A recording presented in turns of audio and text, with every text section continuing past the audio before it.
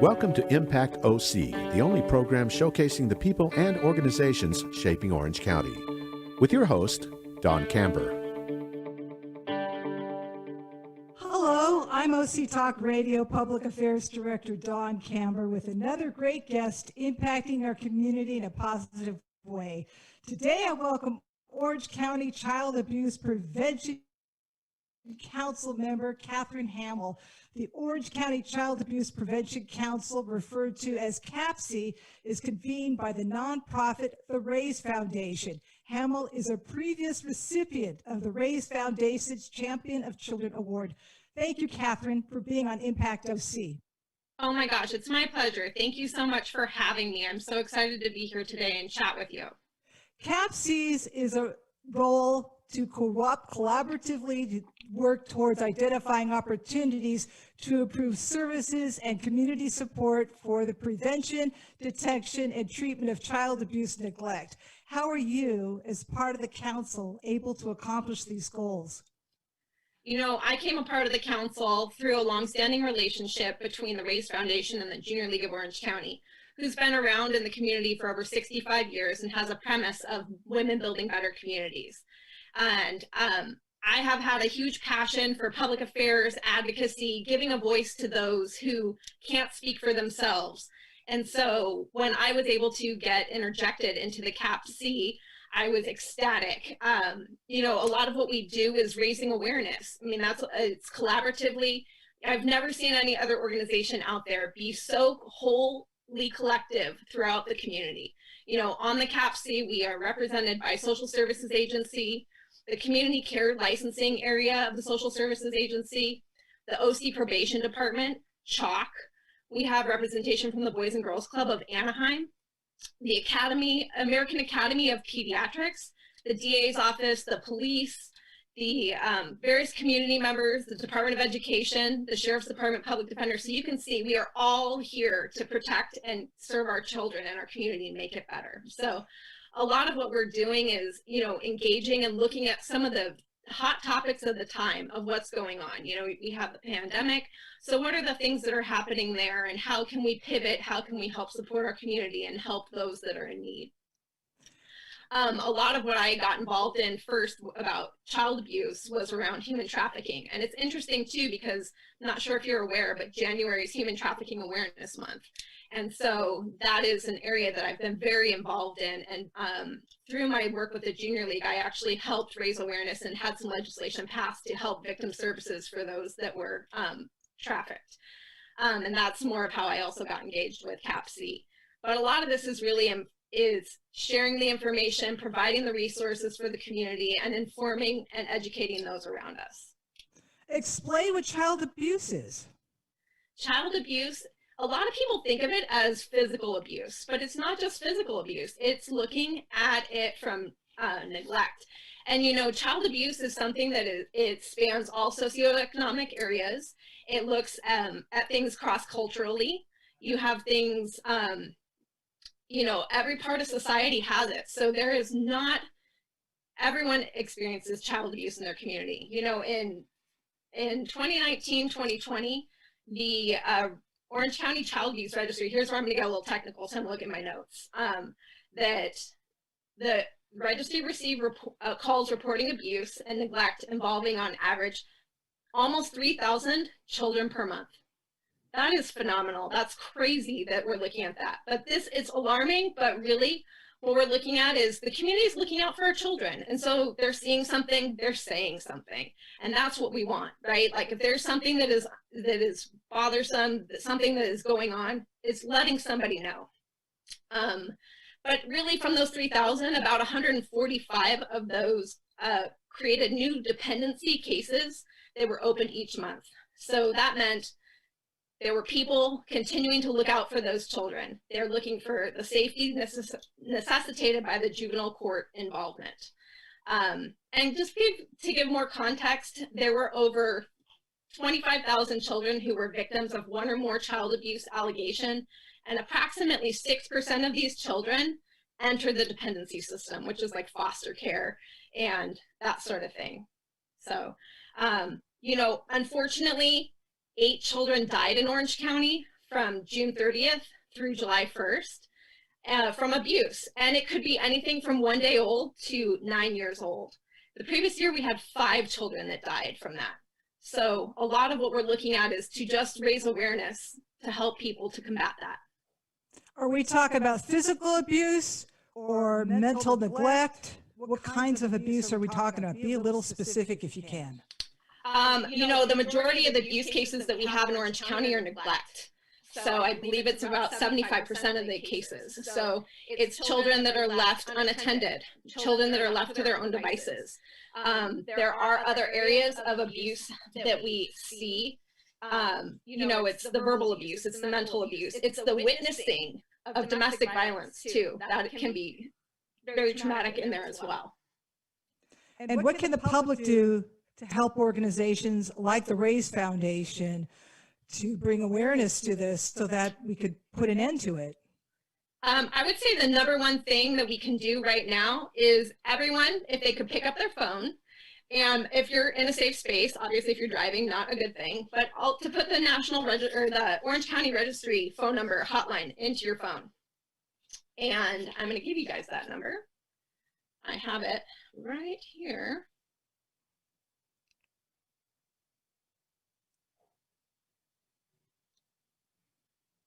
It is 714-940-1000.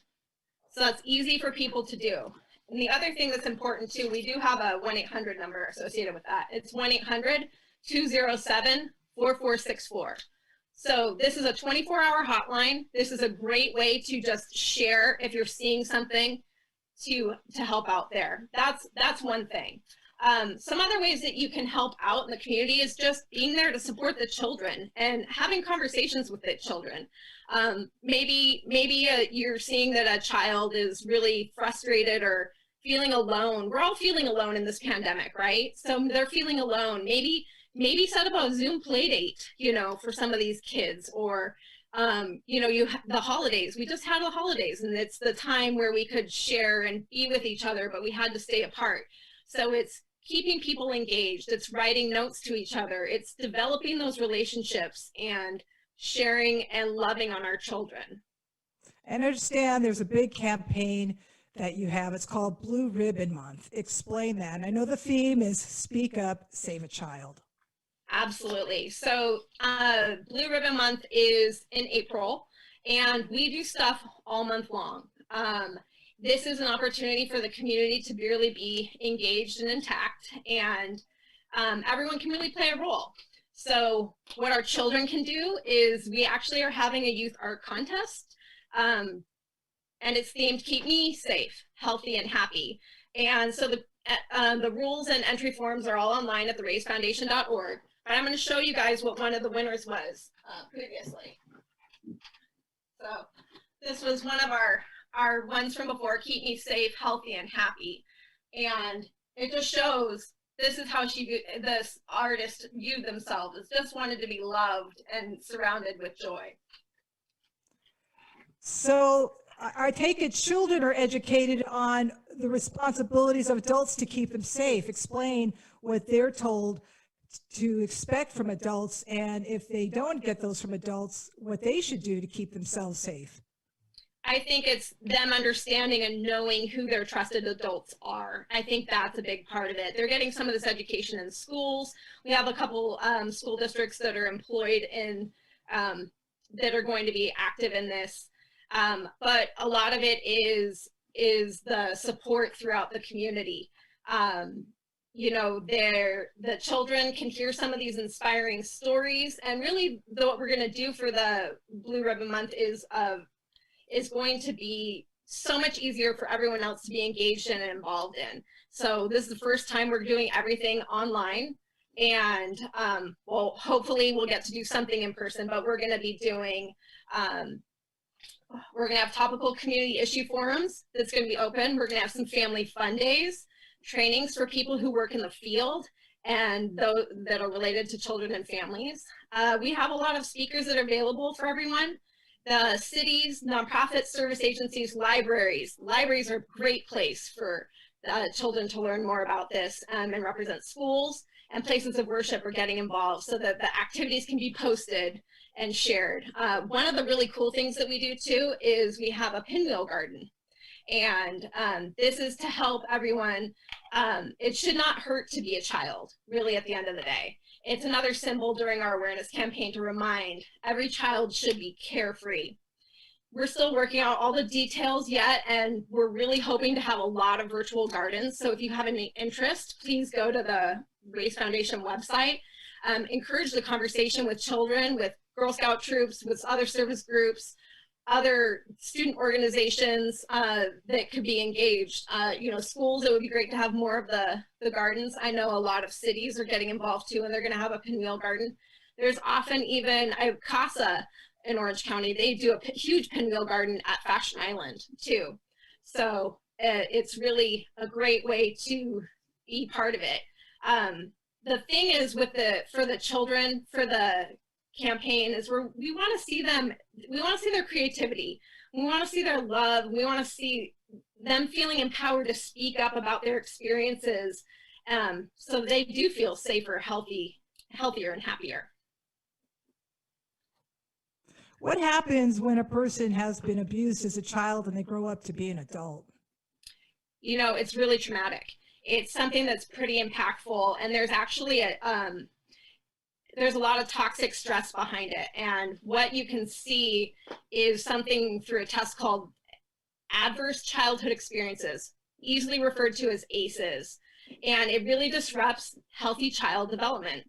So more than 1 in 4 people have experienced at least one adverse childhood experience, and 1 in 8 has experienced at least 4 or more. And what we found is that those that have experienced more than 4 have long-term negative health and behavioral consequences. Some of these ACEs include verbal abuse, physical abuse, sexual abuse, emotional neglect, physical neglect, parents who were divorced or separated, physical abuse of a parent, alcohol or drug abuse by a parent, mental abuse of a parent, and incarceration. So these are all things. And, we have an assessment out there, and it's a quick 10-question way to identify that. But we did a lot of training this last year around it. We looked at understanding it, the assessment and the treatment for it, and then also the overall impact, like I just described, of the long-term health and well-being of our children when they have these traumatic experiences. And it's really hurtful. It's really, really hurtful. And, a lot of it is, if we all just took a step back and we're a little more patient and we're a little more compassionate, then we might be able to help fight this a little more. We all get frustrated, it's easy to jump to, some quick emotions, but if we take that step back, think about our patients and think about the compassion and empathy we can share with others, then it can help really, really keep us ahead of the game on preventing child abuse. Now, if a child is abused as a child and then they grow up, can they be counseled during childhood to prevent the child abuse from impacting them in adulthood? Absolutely. Absolutely. There's a lot around mental health awareness, and it is promoted to, if you need to talk to somebody, talk to somebody. It's not something that is going to damage you for life if you don't take action, but there are long-term consequences of, experiencing these things. Your life could improve, but you could still be severely impacted by these traumatic experiences. It's not a complete shot. Is there a particular demographic of adults that abuse their children? No, I shared this earlier. It spans also socioeconomics, it spans cultures, it spans everything. So there are pockets throughout Orange County where there are stronger numbers, but a lot of it really comes down to those that are insecure. And by insecure, I mean it could be anything. It could be food insecure, they could be financially insecure, job insecure. All these components create that tension and that stress that builds up, that maybe you lash out on somebody and you didn't mean to, but it was because you were thinking, when am I going to get my next meal? What is how am I going to provide and pay for my family to do things? So those are the ones that are probably more at risk, but they're, this stuff does span all socioeconomics. Is it worse during the pandemic than other times? I think we've seen a lot of it right now during the pandemic. I will say, from a perspective of how we've been trying to combat it, we've seen a large uptick this year. We've increased our food distributions, and this is partnerships throughout the county. We had nonprofits, we had various organizations and businesses that were willing to contribute. And in 2019, we served through food distributions only 5,000 people. In 2020, we served 20,000 people. That was over 500 families that we served. So the difference was we did 29 food distributions versus 5. So you've seen a significant uptick. People are worried. They are food insecure. They are financially insecure right now. But as long as we as a community come together to help combat that, if you see things about a food drive, go support it. Go provide, if you have the means to do so, go provide the food to a family or a friend in need. Lend that helping hand. And I understand the Raise Foundation has programs to help people. Yes. Yes, we have one of the best things that we have out there is our family resource centers. Those are fantastic opportunities to learn more, to engage more, have more family components added in. Tons of resources. There are food pantries. Like I said, we have food distributions. There's so many trainings there that have really helped lift our community up from those. And explain what parents learn from these family resource centers. One of the most interesting things that I've seen is things you don't completely think about. One, there have been trainings out there for drowning, because that is something that's been a huge uptick. Families have pools, there are community pools, and the responsibility about drowning. Parents watching the children and preventing the drowning. So there's been that. There are trainings about how to do a budget or provide for your family with the resources that you have. There has also been trainings about sleep training, right? Like co-sleeping with your baby and how that can impact the baby itself. Well, tell us about that. So it can be dangerous. I'm not an expert by any means, but you fall asleep, as many people probably do, as they're, wake up in the middle of the night feeding and you're holding your baby, and, something could happen where the baby could fall off the bed, or you could roll over on the baby and the baby could suffocate. So it talks a lot about the importance of having sleeping arrangements for these babies. What about punishment? That's always a big one.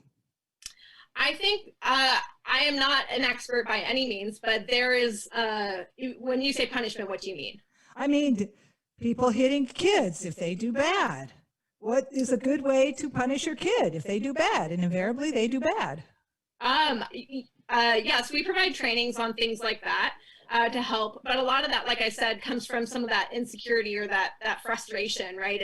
It's those coping mechanisms that we teach people as to how to manage your stress and manage those situations, because that's really the crux of it, is managing your stress and giving you the right coping skills. So can you give us maybe an example of how to punish your kid? I would say take a step back, take a breath, maybe walk out of the room for a moment, talk in a calm voice with them, ask them why did they do what they did? What was it that made them feel they need to do so? Learn from the child, what is it that they're experiencing that made them act in that way? And then decide accordingly. Maybe it's a timeout. Maybe it's you take screen time away, or maybe you take a favorite toy away, or a specific set of time. But it's really, you have to find out why the child really acted in the manner that they did. Listen. We were given 2 ears for a reason, so let's listen before we speak. And then when we're around other children, how can we sense that perhaps they are a victim of child abuse and they're not getting any help? What kinds of things can we kind of find out from other children, in an innocent way, so that we know, so that we could perhaps help them? I think some of it comes to conversation, right? Talking with the child. they're coming over, they're spending time with your child, and you get to know them. How are things going? What do you have for dinner? Just have general conversation with the kid, or finding out what makes you happy. Other things too is, just give a visual of what the child looks like. Do they look in a complete disarray, like they haven't been, they've been neglected with hygiene or things like that? But on the flip side too, this is where I'm going to flip it, is if they are now decked out, they looked pretty just plain before, and then all of a sudden they have a whole new wardrobe and their nails are done, and they've got makeup and jewelry to the nines. But that's a red flag for human trafficking, because that means somebody else has interloped into their life to help take them and provide for them under the guise of love. They coerce them in under the guise of love and giving them presents. So Catherine, how do you want to be perceived? How do I want to be perceived? I want to be perceived as someone who is, supporting the community, giving back, loving. I want to help others. I am very passionate about, giving back. It was instilled in me at a very, very young age that everyone around you will be lifted up if you give good things back. And so that is kind of my ethos that I follow. Thank you. I'm sorry. Go ahead. No, it's okay. Thank you, Orange County Child Abuse Prevention Council member Catherine Hamill, for being on Impact OC. And I thank everyone for tuning in. I'm OC Talk Radio Public Affairs Director Dawn Camber. Have an impactful day. You've been listening to Impact OC, the only program showcasing the people and organizations shaping our community. Right here on Orange County's only community radio station, OC Talk Radio.